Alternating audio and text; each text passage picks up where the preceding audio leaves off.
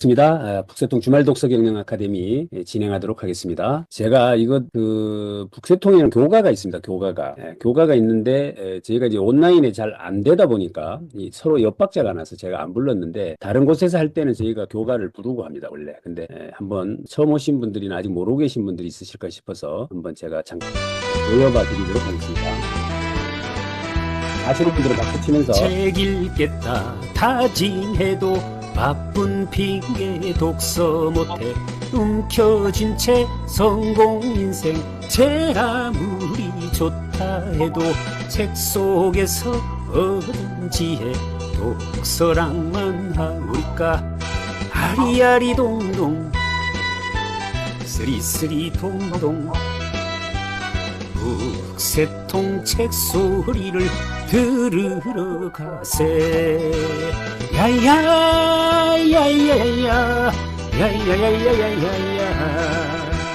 인생살이 더덥다고 신세 한탄 여러분들 명품 가방 비싼 음식 제 아무리 좋다 해도 책 넘기다 잠이 드는 독서랑만 하오리까.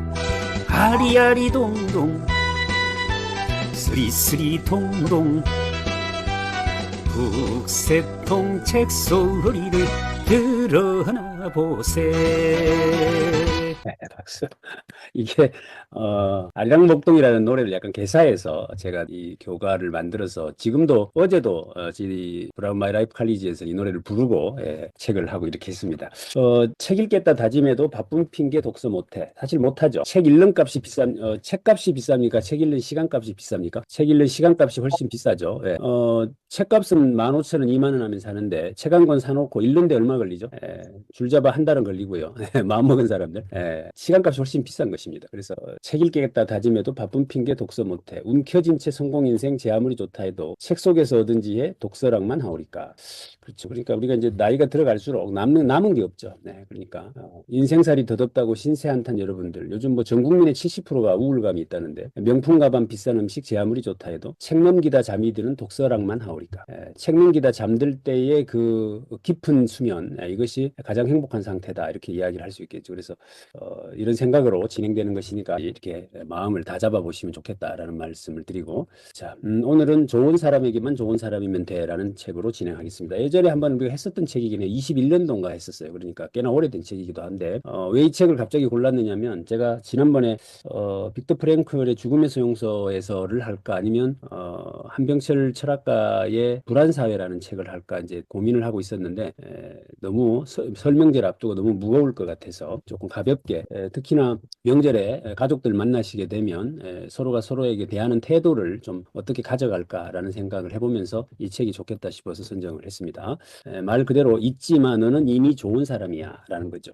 그러니까 이제 우리가 이 사람들을 새로 만나면 늘 약간의 비교치라는 걸 가지고 어딘가 모르게 이렇게 열등스러워하는 사람들도 있고 또 너무 잘난 척하는 사람도 있고 뭐 이렇기 때문에 잊지마 너는 이미 좋은 사람이야 라고 하는 컨셉에서 자기의 자존감을 잃지 않았으면 하는 바람에서 이 책을 쓰고 선정한 겁니다. 자, 김재식 씨라고 하는 사람은 굉장히 유명한 사람입니다. 이분 글이 굉장히 유명하죠. 저희 보면 꼭꼭 쥐고 있어야 내 것이 되는 건 진짜 내 것이 아니야. 지금 현재 여러분들이 손에 꼭 쥐고 있는데 꼭 쥐고 있어야만 그것이 내 곁에 머물고 있는 것이 있다면 그건 네 것이 아니야 라는 뜻이죠. 돈도 혹시 꼭 쥐고 있습니까? 나는 막 손을 놨는데도 우리 집에 막 돈이 철철 넘친다 그러면 그건 그 집 그 사람 돈인데 막 꼭 쥐고 있어야만 내 옆에 있다 이러면 그거는 내 것이 아니라는 뜻이고 사랑하는 사람도 마찬가지다. 애쓰고 용 써야 내 옆에 있다면 그 사랑하는 거 아니다. 네 거 아니다. 이렇게 이야기를 합니다. 공룡이다 공룡. 그러니까 누구 막 붙들고 움켜쥐려고 욕심내지 마라 이런 이야기를 하시는데 아주 짧은 글로 임팩트 있게 이야기를 하시는 분이십니다. 자, 우리가 잘 산다 이렇게 이야기를 해요. 잘 산다. 잘 산다라는 것이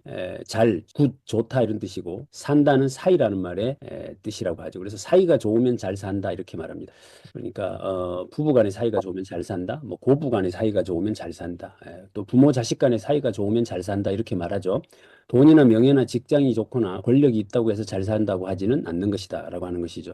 구중궁궐에 살고 있던 우리나라 그 왕도 지금 감옥에 가서 주무시고 계시고 권력도 높고 명예도 높고 해도 잘 산다고 하지 않죠.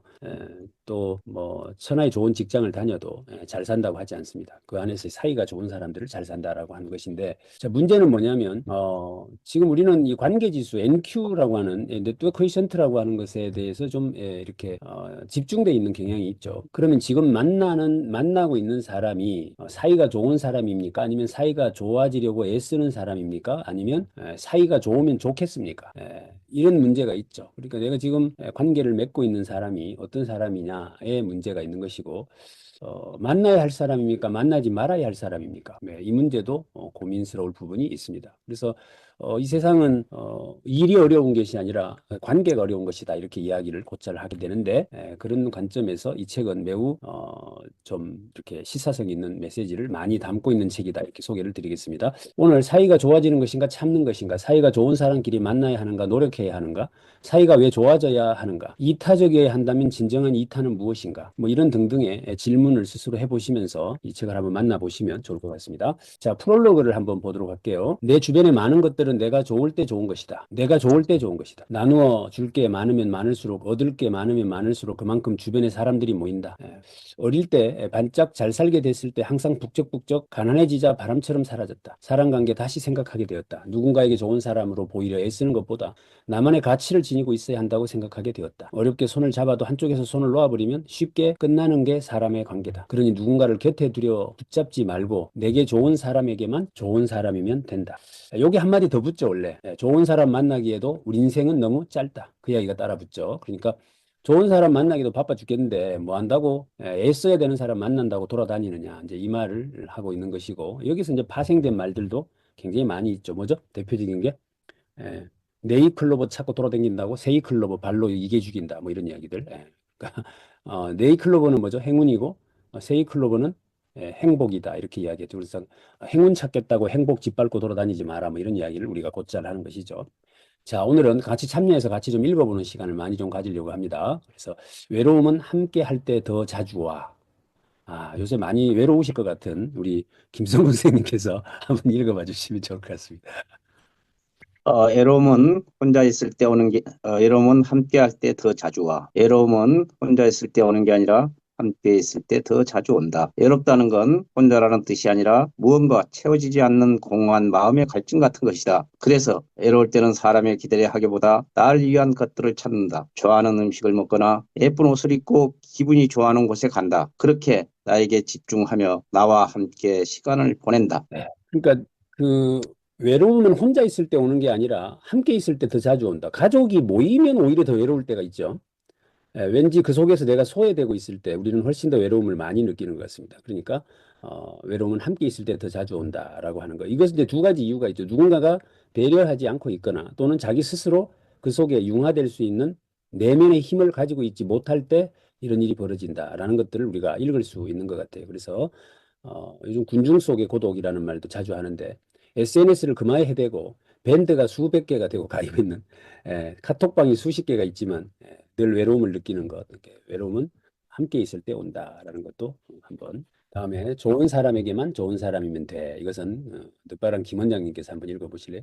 네, 좋은 사람에게만 좋은 사람이면 돼. 사람들이 나에 대해 하는 말에 너무 귀 기울이지만 어떤 사람은 나를 동그라미로 보고 누구는 네모로 본들 신경 쓰지 마. 굳이 나서서 그 사람이 원하는 모습을 보이려고 노력할 이유가 없어. 나를 어떻게 보든 난 나일 뿐이고 모든 사람에게 완벽하게 좋은 사람일 수는 없어. 사람의 관계는 언제나 상대적일 뿐이야. 나를 좋아하는 사람에게만 좋은 사람이면 돼. 옆에도 읽어요. 다 같은 말이에요. 네. 십자가를 목사님은 십자가라고 하지만 의사 선생님은 배꼽이라고 부르고요. 예, 약사 선생님은 녹십자라 그러고, 또 간호사 선생님은 적십자라고 부르고, 또 교통경찰은 사거리라고 부르고, 똑같은 십자가인데 다 보는 관점이 다르죠. 그러니까 내가 문제가 있는 것이 아니라 그 보는 놈에게 문제가 있는 것이니까 아, 남의 너무 신경 쓰지 말고 좋은 사람에게만 좋은 사람이면 된다라는 것도 그래서, 자, 너무 많이 주려고 하지 마. 이거는 너무 많이 주고 계시는 우리 이재덕 사장님이 한번 읽어보시기 바랍니다. 너무 많이 주려고 하지 마. 그 사람이 감당할 수 없을 만큼 기뻐하는 상상을 하면서 나중에 큰 행복을 한 번에 안겨주려 노력하지 마. 그럴수록 마음을 아끼게 되잖아. 건강한 관계를 위해서 조금씩 생각날 때마다 사소하더라도 부족하지 않게 자주 표현해 주는 게 더 좋아. 네. 그러니까 뭐 나중에는 하늘에 별 따다 주겠다느니 뭐 이런 이야기 하지 말고 지금 작은 것들을 가지고 표현하는 게 좋다 이런 이야기입니다. 그래서 지금 그런 게 저기 우리 이재석 사장님 있으신가요? 나중에 내가 잘 되면 뭐 해줄게 이렇게 저 약속한 게 있으신가요? 나중에 잘 되면 줄게요라기보다 지금 잘 되면 줄게. 이게 더 낫지 않을까요? 그러니까, 지금 줘야죠, 지금. 예. 다들 이러고 살죠 우리가. 너무 많이 주려고는 애쓰지 마라. 이것도 참 와닿는 이야기인 것 같습니다. 음, 슬픔을 나눌 때 관계는 더 깊어진다. 누군가에게 좋은 선물이란 내가 가지고 싶은 게 아니라 그 사람에게 필요한 것을 주는 것이다. 내게 좋은 사람이란 모두에게 친절한 사람이 아니라 위로가 필요한 순간에 곁을 지키며 함께 시간을 보내는 사람이다. 행복한 순간보다 슬픔을 함께 해주는 사람이 더 고맙다. 그, 그러니까 뭘 도와주고 잘해주고 이런 사람보다도 내 곁에 있어주는 사람이 고맙다 그러죠. 그것이 가장 큰 고마움이라고 이야기를. 이태석 신부라고 아십니까? 이태석 신부님이 이렇게 말씀을 하세요. 그 나라가 어느 나라인지 제가 기억이 안 나는데, 그 나라에 갔을 때, 못 살잖아요. 그죠? 막 힘들게 살잖아요. 그러니까 내가 뭐 여기 뭘 도와줄까? 막 처음에는 이래가 계획을 세우고 막 그랬대요. 그런데 살면서 깨달았대요. 그 아이들하고 함께 해주는 것 이상 좋은 것이 없다. 그래서 그 나라에 머물게 되었고, 그래서 거기를 엄청나게 변화를 시켰던 거 기억나시죠? 그래서 곁에 있어주는 사람이 실제 더 고마운데, 우리는 뭐죠? 우리 이제 박수 선생님처럼 찌짐 다 굽어놓으면 와가지고 돈 봉투 주고 가는 저런 사람들을 더 고맙다고 하죠. 그러니까 가시거든 곁에 있는 사람들한테 좀 잘해주고 오는 게 필요하겠다는 생각을 해봅니다. 어, 자, 이거 같이 한번 읽어볼게요. 자, 시작. 계속해서 잘할 잘할 자신이 자신이 없으면 없으면 처음부터 잘해주는 척하지 마. 예. 와, 이거 사기입니다, 사기. 끝까지 잘해줄 거 아니면서 처음 계속 잘해줄 것처럼 하는 거. 그러니까 계속해서 잘할 자신 없으면 처음부터 잘해주는 척 하지 마. 이거죠. 그러니까 거리를 적당하게 유지하면서 가는 거. 이것이 굉장히 필요하죠. 근데 끝까지 가지도 못하면서 잘해주는 척 하지 마라. 여기에 사실 많이 쏘가 넘어가기는 하지만 아무튼 이것도 누군가에게 상처를 주는 행위다라는 생각이 듭니다. 그래서 특히 이제 자꾸 이제 약간 우월적 위치에 있게 되면 아이들을 만나거나 청소년들 만날 때 자꾸 잘해주는 척 하려고 덤비들죠. 그러면 애들 급격히 싫어하고 도망을 갑니다. 그러니까 그게 끝까지 잘해줄 거 아니잖아. 뭐 그러면서 이렇게 하는 것들. 그래서 계속 잘할 자신 없으면 처음부터 잘해주는 척 하지 마. 이런 것들은 한 줄 정도 외워두셔도 괜찮은. 안 맞는 게 아니라 잘 모르는 거야. 이거 기가 막힌 문장입니다. 그래서 이것도 한번 읽어보도록 할게요. 정재영 선생님이 한번 읽어보실래요? 예, 안 맞는 게 아니라 잘 모르는 거야. 잘 안 맞는 것 같다고만 생각하는데 사실은 제대로 모르고 있었다. 제대로 알지 못하면서 다 아는 척 결론 짓는 건 무례하다는 생각이 들었다. 네, 제목을 꼭 기억하세요. 안 맞는 게 아니라 잘 모르는 게야. 잘 모르는 거야. 자, 꼭 같이 아파야 하나? 이것도 한번 윤선아 선생님 한번 읽어보실까요? 네, 꼭 같이 아파야 하나. 나는 이렇게 화를 내는데 너는 왜 화를 안 내느냐 따져 물었다. 내가 화를 낼 때 너도 화를 내야 싸움이 된다는 말인데 도무지 이해가 할 수가 없었다. 내가 아무 말이 없다고 해서 할 말이 없는 게 아니고 화를 내지 않는다고 해서 화가 나 있지 않는 게 아니라 나도 자기처럼 소리를 지르고 화를 내라는 건 자기 혼자 아픈 사람이 된 기분이 들어서일까? 내가 아프다고 해서 상대가 아파하는 건 아니지 않나. 내가 아프다고 해서 상대도 아파야 하는 건 아니지 않나? 꼭 같이 아파야 하나? 라고 하는 이야기를 해요. 그러니까 우리는 약간 이제 공감에 대한 약간의 그 어떤 트라우마 같은 것들이죠. 누가 뭔 이야기를 하면 이제 이렇게 같이 이해해주고 공감해야 한다라는 측면에서 어떤 강압적인 어떤 것이 있어요. 그러니까, 꼭 그런 것만, 왜냐면 그렇게 했을 때, 오히려 그 사람이 꼭 좋으리라는 법도 없잖아요. 그러니까 우리가 이제 상가집 같은 데 가서 이러쿵저러쿵 말하지 말아라 그러잖아요. 그냥 암소리도 말고 입 다물고 절만 하고 나와라. 이제 그런 이야기를 하는 게 네가 뭐라고 말을 해도 그 사람의 아픔을 대변해 줄 수 없어요. 그런데 그걸 아는 척하고 이해하는 척하고 그러지 말라는 거예요. 그러니까 실제로 그렇게까지 아프지 않잖아요. 근데 그 입 바른 소리 하지 말라는 거죠. 그러니까 입 다물고 가만히 있다가 이렇게 손이나 한번 잡아주고 이러지. 그러지 말라는 이야기들이 많이 나오는데 이제 이 이야기도 꼭 같이 아파야 합니까? 이제 이런 이야기도 하고 있습니다. 멍청해서 당신을 사랑하는 것이 아니라 단지 사랑하니까 모르는 척할 뿐이야. 박수. 박수. 이게 멍청해서 당신을 사랑하는 것이 아니다. 단지 사랑하니까 모르는 척할 뿐이다. 그러니까 입 다물고 있다고 등신 취급하지 말고 다 내가 그냥 모르는 척하고 있는 것이다.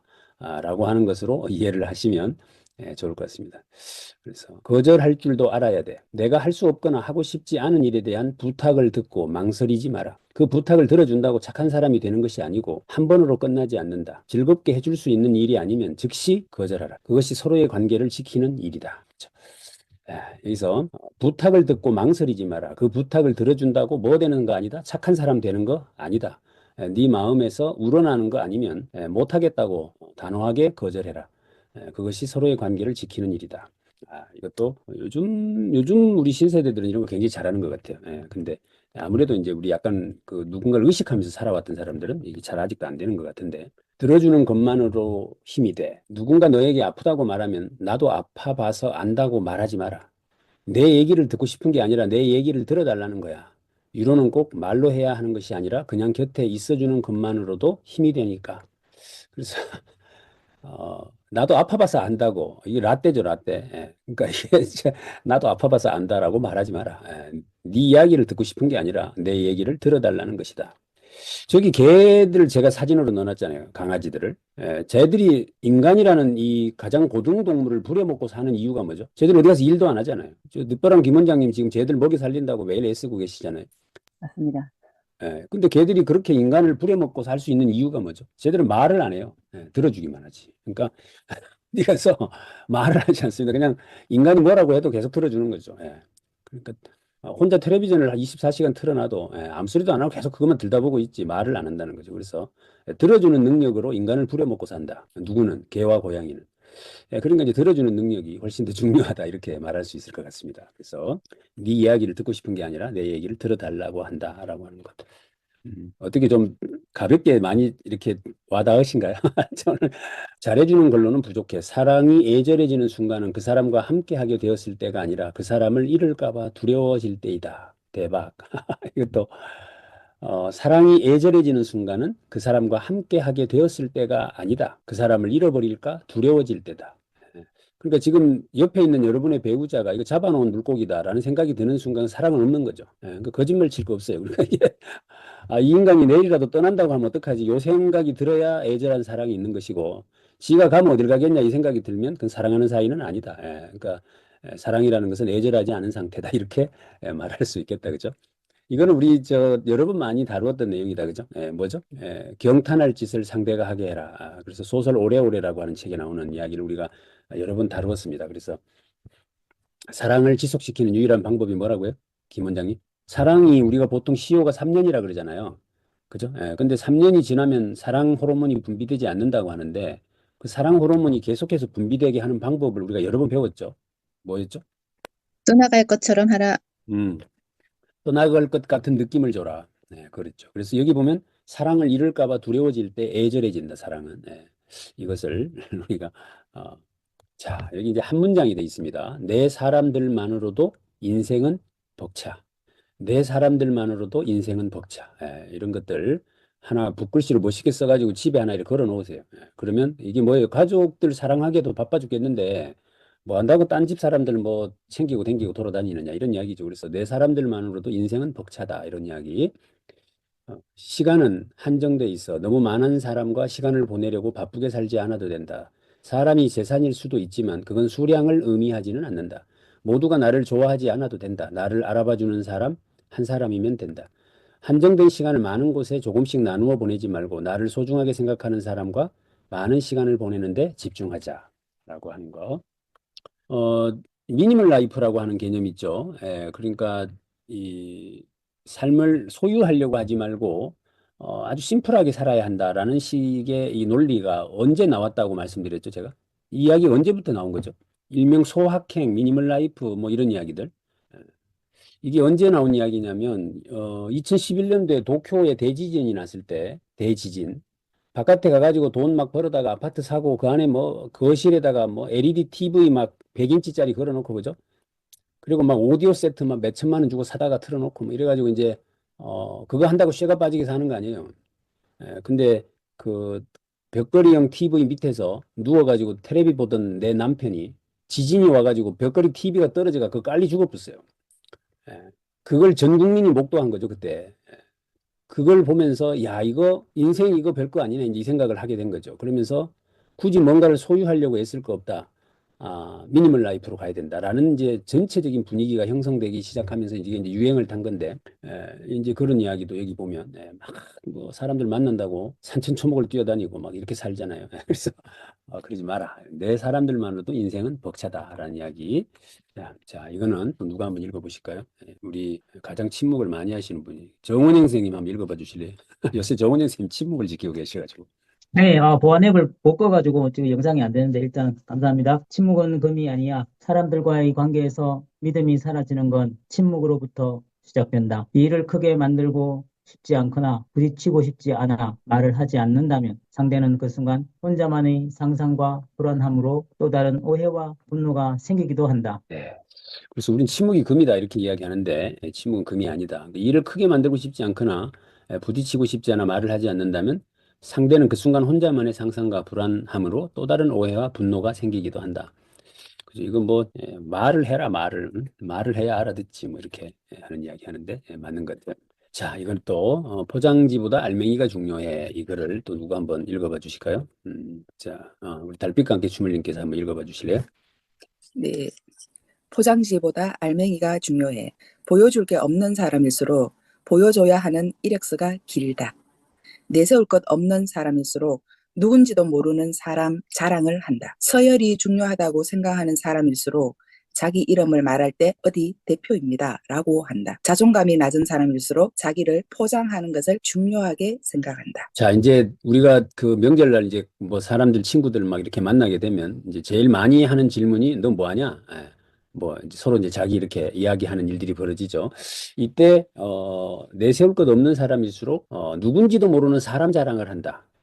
이거 아주 심한 동네가 이제 우리 지역이죠. 굉장히 심합니다. 그러니까 이렇게 잘 모르면서도 그 사람 이야기를 막 해요. 그 사람하고 내가 뭐 조금 뭐 모임에 같이 있기만 해도 그 이야기를 막 자랑삼아 하고 이런 일들이 아주 곧잘 벌어집니다.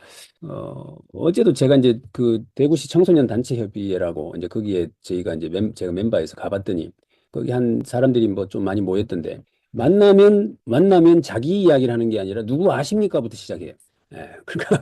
그러니까 그 유명한 사람 하나를 중간에다 끼우죠. 끼워갖고 이제 그 사람 아십니까? 뭐 그 사람의 내가 뭡니다. 뭐 이런 식의 이야기를 막 해요. 그래서 제가 점심 먹고 가라 하는데 그냥 왔어요. 근데 그 가서 점심 먹으면서까지 뭐 그런 이야기를 들어주고 싶은 생각이 없어서. 그러니까 포장지보다 알맹이가 중요하다. 그래서 너무 기죽지 말자 우리가.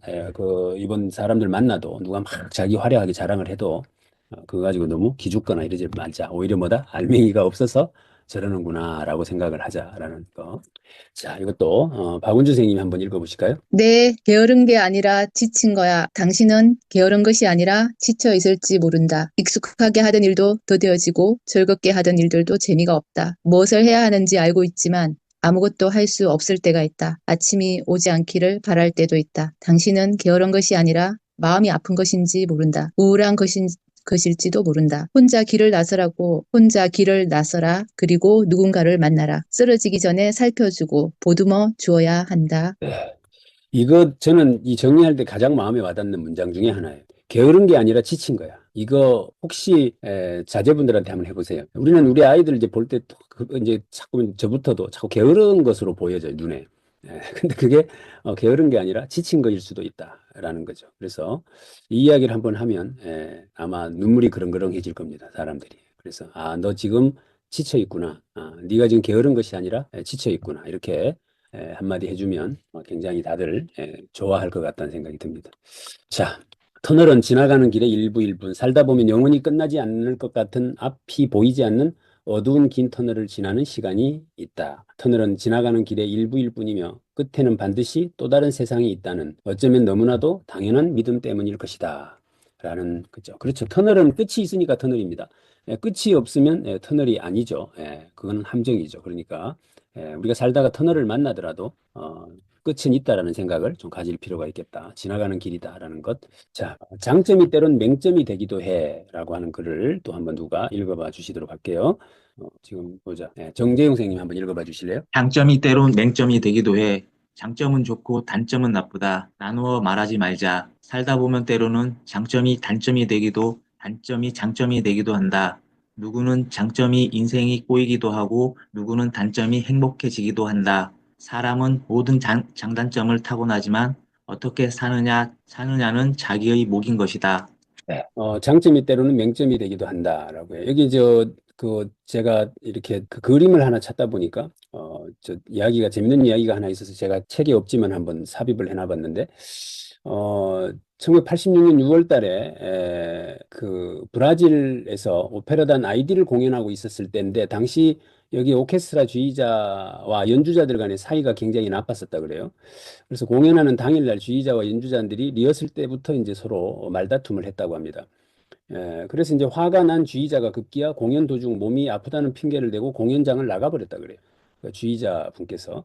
그러니까 주의자가 없어진 오케스트라가 이제 혼란에 빠지게 된 거죠. 큰일이다. 지금 당장 이 아이다의 악보 전체를 파악하고 있는 주의자를 어디서 구하지? 궁리를 한 끝에 연주자들이 아직 20살밖에 안 된 젊은 첼리스트를 주의자로 내세우게 되었다고 합니다. 이 첼리스트는 시력이 좋지가 않았던 사람이었대요. 그래서 연주를 할 때마다 악보를 제대로 보질 못하니까 아예 악보를 처음부터 끝까지 통째로 외우고 있는 사람이었다고 합니다. 그래서 이제 얼떨결에 오케스트라 주의를 맡은 이 첼리스트가 놀랍게도 악보를 보지 않고 멋지게 주의를 해서 관중들로부터 엄청난 환호를 받게 되었는데, 이 사람이 바로 토스카니라는 주의자다, 이렇게 소개를 하고 있습니다. 그러니까 자기가 가진 눈에 잘 안 보인다라고 하는 이 단점이 오히려 장점으로 뒤바뀌어지는 그런 상황들에 대한 이야기인데, 뭐 이런 것들을 우리가 얼마나 많이 만납니까, 그죠? 그래서 장점이 때로 맹점이 되기도 하고, 또 단점이 오히려 장점이 될 수도 있는 것이니까 장점은 좋고 단점은 나쁘다라는 식으로 말하지 말자라는 이야기를 적어놓고 있다, 이렇게 말씀드립니다. 자, 이것도 누가 한번 읽어보실게요. 우리 오현숙 선생님 한번 읽어봐 주실까요? 예.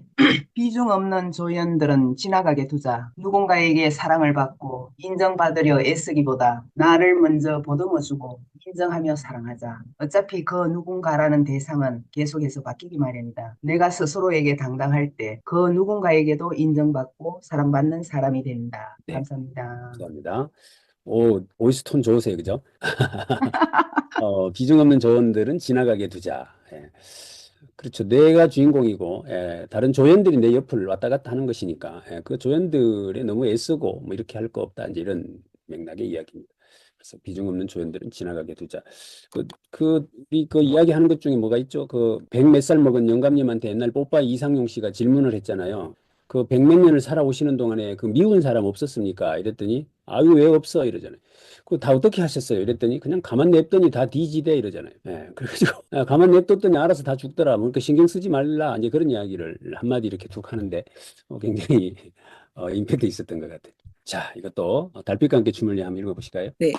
그림자에 속지 마. 빛을 등지고 걷지 마. 외롭다고 빛을 등지고 걷는다면 언제나 어두운 그림자와 벗하게 돼. 앞을 바라봐. 저마다 바라봐봐. 저마다 저렇게 자기만의 아름다운 빛을 자랑하기 바쁘잖아. 뒤돌아 보지 마. 애써 내 어두운 면을 볼 필요는 없어. 그러니까 빛을 등지고 걸으면 그림자가 내 앞으로 생기죠. 근데 빛을 맞고 걸으면 그림자가 내 뒤로 생깁니다. 그러니까 항상 이제 빛이라고 하는 것은 긍정적인 것이고 희망이고 그렇죠. 그러니까 과거를 보고 가지 말고 희망을 보고 걸어라, 이런 이야기로 해석이 될 수 있을 것 같은데요. 그래서 그림자에 속지 마. 그래서 빛을 등지고 걷지 마. 이런 거는 좀 외워두셨다가, 그죠? 이렇게 한마디 세배 받으시죠, 다들. 세배 받을 때 덕담으로 한마디 딱 해주시면 와, 조금 무게감 있을 것 같습니다. 그죠? 맨날 첫날 그러면 뭐 차 조심해라, 뭐 건강해라, 뭐 이런 식상한 이야기 좀 하지 말고 뭔가 좀, 물론 그게 중요하지 않다는 뜻은 아닌데, 조금 이렇게 다르게 느껴질 수 있는 말을 어른이면 한마디 좀 하면 좋겠다. 이런 생각을 해보게 됩니다. 그림자에 속지 마. 이거 박수 한번 하고 갈까요? 좋으니까. 자, 좋습니다. 이것도 굉장히 좋은 문장인데요. 과소평가보단 과대평가가 나아. 스스로를 과대평가할 필요는 없지만 과소평가하는 것보다는 낫다. 이것도 끝내주는 문장입니다. 그죠? 제가 계속 반복해서 말씀드리는데, 겸손이라는 이름으로 자기의 나약함을 드러내지 마라. 들리는 자기의 나약함을 겸손이라는 것으로 숨기려고 하지 마라. 그래서 가진 거 없으면 과감하게 자기를 낮추지 말고 드러내라. 그렇다고 이제 교만해라, 뭐 이런 이야기는 아닙니다. 근데 과소평가보다 과대평가가 낫다라는 이야기를 하죠. 뭔가 움츠려가지고 주눅들어 있는 사람보다는 약간 허풍스럽더라도 얘 할 수 있습니다, 한번 해보겠습니다, 이런 사람이 더 좋지요. 그러니까 과소평가보단 과대평가가 낫다라는 것도 꼭 누군가 아마 필요한 사람이 있을 것 같습니다. 그 사람에게 이런 것 하나 외워두셨다가 이렇게 한마디 하시면 좋을 것 같고요. 나보다 더 나를 행복하게 해줄 사람은 없어. 내 삶을 누군가에게 맡기려 하지 말고 스스로 주도적인 삶을 살아야 한다. 누군가에게 기대려 하면 할수록 마음은 더 공허해지고 외로워질 뿐이다. 모두에게 인정받을 수 없음을 인정하고 많은 사람에게 사랑받으려는 마음을 내려놓아야 한다. 틀린 게 아니라 덜한 것. 살아가는데 정답이 어디 있어? 내가 옳다고 생각하면 그게 맞는 거지. 그 선택에 대한 결과가 좋지 않다고 하더라도 틀린 것이 아니라 단지 조금 덜 만족스러운 것뿐인 거야. 그래서 틀린 것이 아니라 덜한 것이다 라고 하는 것. 틀린 것이 아니라 덜한 것이다. 자, 마음의 장고장을 방지하는 방법. 이것도 한번 읽어볼까요? 윤선아 선생님이 한번 읽어보실까요? 네.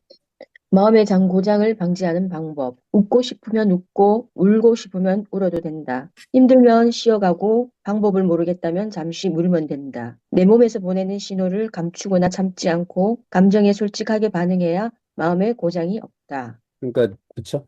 마음의 장고장이 자꾸 나는 사람들은 자기의 감정을 억제하거나 통제하려고 하는 사람들이 이제 마음의 장고장이 많다. 뭐 이렇게 이야기를 하는 것 같아요. 그래서 어떠십니까? 마음을 잘 표현하십니까? 네. 고양이는 자기의 감정을 잘 표현하는 동물 중에 하나죠. 그리고 굉장히 도도하기도 하고. 그래서 뭐 우리 여러분들 개는 인간을 보고 뭐라고 한다고요? 나를 이렇게 먹여 살려주니까 참 고마운 존재구나 이렇게 생각을 한대잖아요. 근데 고양이는 뭐라고 생각하죠? 내가 얼마나 위대하면 인간 저것들이 아침밥 먹고 가서 돈을 벌어다 나를 먹여 살리는가 이렇게 생각을 한대잖아요. 똑같은 상황인데도. 그래서 그 어떤 당당함을 가지고 그러니까 내가 하고 싶은 말도 좀 하고 뭐 성질나면 뭐 그냥 삐져가지고 가기도 하고 뭐 이렇게 하는 저 고양이의 삶. 자, 이것도 누가 한번 읽어보도록 할게요. 저 김 원장님 한번 읽어보실래요? 먼저 말해달란 소리야. 너는 내가 좋아? 응, 내가 좋으냐니까? 그래, 좋아. 하루에도 몇 번씩 묻는 말에 궁금해졌다. 근데 왜 자꾸 계속 물어? 왜 내가 귀찮아? 아니, 왜 자꾸 물어보는지 이해가 안 돼. 내가 묻는 게 귀찮으면 먼저 좋다고 말해. 그러니까 상대방이 했던 말은 먼저 좋다고 말 좀 네가 먼저 좀 해주면 안 돼? 이 뜻을 계속 내가 좋아? 라고 물어봤다는 것이잖아요. 근데 그걸 못 알아먹고 왜 자꾸 똑같은 말을 자꾸 물어보냐고 이렇게 한다는 거 아니에요. 그래서 이게 근본 이게 남녀 간의 대화의 방식이 달라가지고 참 하여간 이건 영원한 숙제인 것 같은데 뭐 애쓴다고 풀려지는 것 같지는 않고 그래서 하여간 이것도 먼저 말을 해줘라. 자, 이것도 먼 미래보다 지금을 이야기하자. 이것을 누가 한번 읽어보실까요? 이재덕 사장님 한번 읽어보실까요? 먼 미래보다 지금을 이야기하자. 오래 보고 싶다면 조금씩 나누어 봐야 해. 그림 더 많이 보고 싶은 마음으로 가득 찰 테니까. 보고 싶다는 건 생각이 난다는 거잖아. 많이 생각한다는 건 그만큼 사랑이 깊어졌다는 말이야. 너무 오래 붙어 있어 익숙함에 마음 식어버려져 차가운 눈물 흘리기보다 일상의 순간순간에 당신을 보고 싶은 간절함에 뜨거운 눈물을 흘리는 게 더 행복한 거야. 먼 미래를 이야기하는 것보다 지금의 당신을 사랑하고 싶어. 근데 이게 이제 그 쇼펜하우어 같은 사람의 입장에서 이걸 해석을 좀 해보면 먼 미래에 대한 그 어려움이 존재하기 때문에 지금이라는 것에 소중함이 생겨난 것이죠. 그렇죠. 미래에 대한 고통이나 중압감이 없는 상태에서 지금을 아무리 좋다고 한들 그것이 좋다고 느껴지지 않을 것이기 때문에 요즘에 이제 우리가 이 메시지를 받을 때의 지금 문제점은 이걸 극단적으로 나누려고 하는 데서 문제가 생기는 것 같아요. 그래서 고통이 있어야 행복을 느껴지는 것이죠. 그러니까 이건 두 가지가 병행돼야 될 지점인 것이지 먼 미래는 필요 없고 지금만 즐기자 이래 되면 이것은 존재하지 않는 일이다라고 해도 틀림은 없는 것 같고. 자, 이것도 박수현 선생님 한번 읽어봐 주실래요? 사랑은 발견이야. 사랑한다는 이유로 모든 것을 맞춰준다고 해서 관계가 좋아지는 게 아니다. 나다운 모습을 솔직하게 보여주고 서로가 서로를 온전히 인정할 수 있을 때 비로소 좋은 관계를 시작할 수 있다. 나를 버리면서까지 너무 그 사람에게 맞추려고 노력하지 않아도 된다. 네. 모든 것을 맞춰준다고 해서 관계가 좋아지는 것이 아니다. 관계가 좋아지는 방법. 자, 사랑해서 힘든 게 아니야. 이것도 박은주 선생님 한번 읽어봐 주실래요? 네, 사랑해서 힘든 게 아니야. 나를 힘들게만 하는 사람을 떠나보내야 내게 힘을 주는 사람을 만날 수 있다. 사랑한다는 이유로 모든 상처를 감내해야 하는 것이 아니라 계속해서 상처를 주기만 한다면 사랑이 아닌 것이다. 행복하지 않은데 행복해질 거라 희망을 가지며 견딜 게 아니라 힘들어도 지금 행복해야 희망을 가지고 살아갈 수 있다. 반드시 이 사람이어야 할 이유가 없다면 머물러 있어야 할 이유도 없는 것이다. 그래서 이 사람이어야 할 이유가 있나요? 머물러 있어야 할 이유도 없다. 사랑 같은 사랑 아닌 것들, 가짜 사랑을 말하는 거죠. 좋아서 놓치고 싶지 않은 마음에 매달리는 것을 집착이라고 한다. 집착이란 누군가의 강요가 아니라 내 마음이기 때문에 어렵다. 그래서 집착은 언제나 무섭다. 의미를 부여하고 매여 있으면 고통이 따른다. 사랑이 언제나 아픈 게 아니라 스스로 만든 고통은 사랑이 아닌 것이다. 그래서 가짜 사랑에 대한 이야기를 하고 있습니다. 그래서 집착을 하고 있다면 가짜 사랑이다라고 하는 것이죠. 좋아서 놓치고 싶지 않은 마음에 매달리는 것, 집착이다. 그래서 사랑은 독립된 주체들끼리의 관계식이에요. 그러니까 누군가가 일방적으로 의존적이거나 집착하고 있다면 또는 지배적인 위치에 있다면 그건 사랑이 아니다. 이제 일명 연민이라고 하는 것이다. 이렇게 이야기를 했죠. 그래서 우리가 감정 수업할 때 우리가 연민과 사랑을 구별하는 방법을 그때 배웠는데 기억이 나실지 모르겠어요. 그래서 연민이 뭐였죠? 상대의 불행을 먹고 사는 슬픈 감정. 그러니까 상대가 불행하면 은근히 기뻐지는 마음. 상대가 기뻐하면 은근히 슬퍼지는 마음. 이게 연민입니다. 그러니까 예를 들면 상대가 뭐 잘 됐다고 하면 회사 같은 데서 승진했다고 하면 갑자기 기뻐지는 것이 아니라 속으로 약간 걱정스러운 마음이 듭니까? 이 인간이 이제 회사 일한다고 더 늦게 오겠구나. 회사에서 인기가 높아지고 하는데 나는 뭐지? 이런 생각이 든다면 그 사랑 아니고 연민이다. 이렇게 말을 했죠. 그래서 연민과 사랑은 색깔이 똑같기 때문에 사랑으로 착각을 하는데 그렇지 않다라는 것을 우리가 이야기했는데 이것도 이제 집착도 거기에서 나오는 하나의 어떤 것이다. 이렇게 말할 수 있습니다. 널 그만큼 좋아하지 않아. 나에게 너무 잘해줘서 부담스럽다는 말을 그때는 이해하지 못했다. 사랑해주고 맞춰주기 위해 노력하는 모습이 너무 고맙다는 말 뒤에 감춰진 의미를 말이다. 난 널 그만큼 좋아하지 않는다는 말이다. 그러니 더 이상 부담 주지 말고 떠나주었으면 좋겠다는 말이다. 그러니까 나에게 너무 잘해줘서 부담스럽다는 말을 그때는 이해하지 못했다. 이거 나한테 너무 잘해주니까 좀 부담돼요. 이렇게 말한다면 그건 사랑하는 사이 아니라는 거잖아요.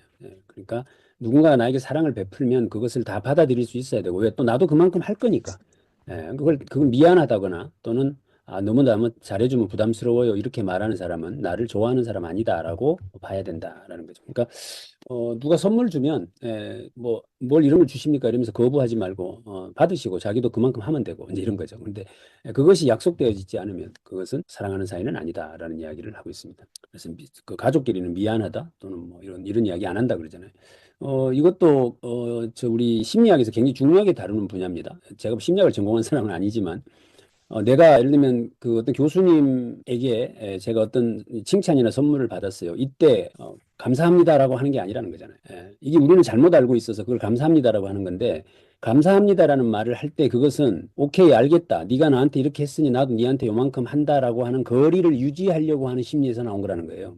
근데 가족끼리 뭐 그렇게 이야기를 잘 안 한다는 거죠. 그것은 주고받는 관계가 아니기 때문에 그렇다는 이야기를 하는데, 뭐 이렇게까지 구분해서 사실은 접근할 만큼의 어떤 디테일이 우리 삶에 있을는지는 모르겠지만 아무튼 그렇습니다. 자, 나에게 안부 묻기, 이것도 우리 달빛과 함께 주물님께서 한번 읽어봐 주실까요? 네, 나에게 안부 묻기. 남들이 좋아하는 것을 하고 남들이 예쁘다고 하는 옷을 입고 남들이 하는 말에 휘둘리지 않기. 언제나 내가 행복한 일을 하고 내가 좋아하는 옷을 입고 나와 끊임없이 대화하기. 오늘 하루는 어떻게 보냈는지, 내가 즐거웠던 일은 무엇인지, 또 잘한 일은 무엇인지, 주의해야 할 일은 없었는지, 내게 안부를 묻고 나를 따뜻하게 안아주기. 사람들은 내가 어떻게 살아가든 관심 없다. 단지 자기 기분에 맞춰 참견하기 좋아할 뿐이다. 자기하고 서로 이렇게 안부 묻고 자기한테 혼자 대화하고 이렇게 중얼중얼 하십니까? 살면서.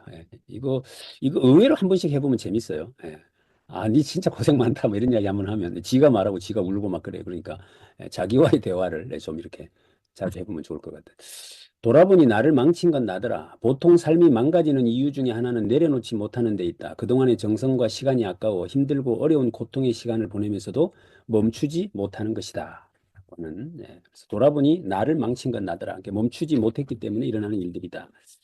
저도 지난번 그 리스크 매니지먼트에 썼던 이야기가 멈출 수 있어야 달릴 수 있다라고 했는데 돌아보니 나를 망친 건 나더라라는 이야기. 살면서 엄마가 들려준 몇 가지 이거 한번 읽어볼게요. 이분 지금 어머니가 자기에게 이제 들려줬던 이야기라고 해서 써놓은 것들입니다. 이거 박수 선생님 한번 읽어보실래요? 살면서 엄마가 들려준 몇 가지.